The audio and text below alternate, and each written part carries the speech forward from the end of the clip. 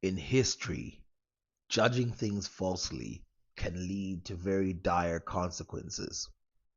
And we all know this because the reputation of the African was tainted after years and years, centuries of it being built up by several civilizations, including African civilizations. One of these people who thought that he was going to see some savages, but ended up seeing very civilized people was David Livingstone. Now, here's the problem. David Livingstone first came through North Africa. And when he went through North Africa, what did he see? Civilization, black civilizations. And the further south he went, the darker it got, but the more civilized it was. And so in his head, he was not expecting this to be as civilized as he found it. And so he wrote about the misconceptions of the world at that time about the Negro. But he didn't stop there. He also wrote about the quote unquote misconceptions of the Negro about the whites. One common misconception, which was based off of a reality, was that white people were cannibals. Now, the reason why this had happened was because of slavery. White people would steal people and you would never see them ever again. And so rumors started to spread that white people were cannibals and they were eating these people. This was usually because this is how the tale was told to children to avoid, scattering far away from the tribe and stuff like that, especially in times where people get picked up and ran off with. But going back to this misconception, remember, people in Europe had never, most of them had never been to Africa, and the reputation of black people was that of the Moors and other African civilizations. They couldn't even translate the mentality of what it meant to be quote unquote savage in Europe at that time. Now, I don't mean they didn't understand being tribal. I meant they didn't understand being savage, meaning they didn't understand when they said Africans were living in a different way than the people here. Because to them, most Africans lived in cities and stuff like that in Europe. Now, here's what happens. Some explorers get told about these savages, they hear about these messages, and the propaganda starts to spin. They come to Africa, they witness with their own eyes sophistication and high societies. Remember, these societies are trading with Europeans, trading with Arabs. They don't live in a world where you're only allowed to use black artifacts. And so the way they're written down about is that, what are you talking about? These people, they're just as sophisticated as anybody else.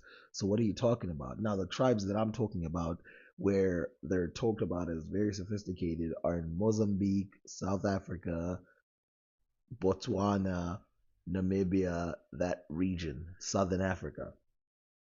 Now, the reason why that's important is because those were thought to be the places of ignorance, because the Muslim areas were known at that time to be intelligent. Even the areas that weren't Muslim but were falling under the Muslim bloc, such as Ethiopia and other countries, Sudan, some parts of Sudan that were still Christian. So, what does this mean, all in all? Well, all in all, it means that we are going to have to reverse all of the works of the people who actually went there to those locations instead of reading books about people speculating what those lands are like. In fact, Livingston also mentions several authors who he says have no idea what they're talking about when they mention some parts of Africa. You must remember, this time of Livingston, is also two books that came out about Congo, not the Kingdom of Congo, but Congo, the Dark Continent, times, when they couldn't get into the specific central regions of Congo, the one where Europeans had never been before. That specific location, when they got there, they mentioned seeing rubber, trade in rubber, glue, all types of stuff that they had never seen before for fixing boats and stuff like that. And they mentioned seeing giant houses and all this other type of stuff. And so he traveled through there. Remember, David Livingston is the one who was also looking for the Nile, where the source of the Nile. So when he traveled there, he's the one who made one of the comparisons between these people and the ancient Egyptians. And so when I tell you all of the other stuff that he's doing, there's so many things that come together which make you realize that a lot of these authors, and I'm not saying they weren't racist, a lot of these authors who were fully racist and fully weird and fully surprised and fully culturally, shocked and all this other stuff, when they got there, they were surprised. And of course, I mean, if you down Africans that badly, all there is to move up. And we get fooled these days. This picture over here, the reason why I put it, I did debate not putting it on screen, but the reason I put it up is because we get fooled by people not wearing shirts, and we think, oh, not sophisticated. Nope, those guys were definitely sophisticated. The reason why they're not wearing shirts is because they live in the hot area. Now, remember that the comparison of where we came from, where, I mean, in South Africa, at one point, I was taught by some people that South Africans didn't even have boats before Europeans got here. That was something that we were taught. You know what? Let me do it for one quick minute. Tell you exactly some of the stuff that we were taught. Firstly, they taught, some people used to teach this. This was in textbooks. Firstly, they taught that Africans didn't count until Europeans got here, meaning they didn't have numbers until they got here. I in my on my channel I've fully dismantled that idea, and I have shown you different cultures and how Bantu numbers from 1 to a billion to infinity really existed way before. And not only did they exist way before, we can trace them to about, well, guessing about, 7 8,000 BC. That's when the numbers were probably created, because they're related to other languages that were separated a long time ago.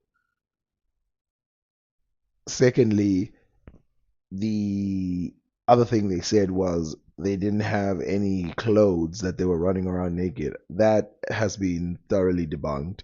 The other thing they taught us was that, and this is the sad part, the other thing they taught us was that we only had spears and stuff like that, and the axes were like flimsy and all this other stuff, and they were made of rock. Debunked again, all of that stuff. And you must wonder why, if they considered the African to be tribal, why lie? Why not say exactly what you see, and then say, isn't that tribal, and have the people decide? And the answer is, of course they want to lie about it, because they don't believe what they're saying. And this is why even me, sometimes I challenge other people who lie on the other side, because there is no reason to lie. We have created great civilizations, and remember, we were on our own path. So don't take their sense of dress as if that was the most sophisticated version of dress. Don't take their, obsession with certain technologies as if those are the key technologies in history. When we had them, remember, I'll give you an example like rubber. When we had them, they were, to some people, they were not a sign of super intelligence. Rubber and certain medicines, they were not a sign of super intelligence. But then as soon as they use them, then suddenly, oh, how great are we? We use rubber, unlike old civilizations that used to not use it. Now, we've all heard of Sofala. Sofala being one of the greatest places in Africa, one of those great cities that were especially used for exporting gold and importing gold because that was one of the places that were in the right position between Great Zimbabwe. But between Great Zimbabwe and Sofala, there was another great place that was founded by Africans, and that was Sena. Now, Sena, for a long time, was held by Africans, and they continued to hold it up until very, very recently.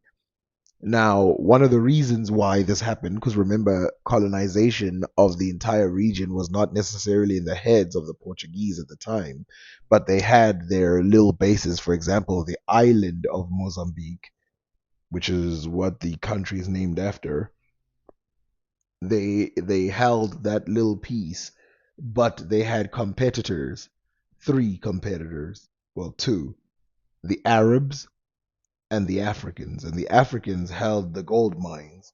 So that made it very difficult for them to do anything. Now, Senna is described by Livingston by his time. Now, remember, by his time, there's a lot of influence from outsiders and everything, but it's still a African held region, which is very good at the time because it shows us how much, first of all, was sold the idea that we're just colonized. Europeans got there and they just colonized us, which is not true. But they did colonize us very late.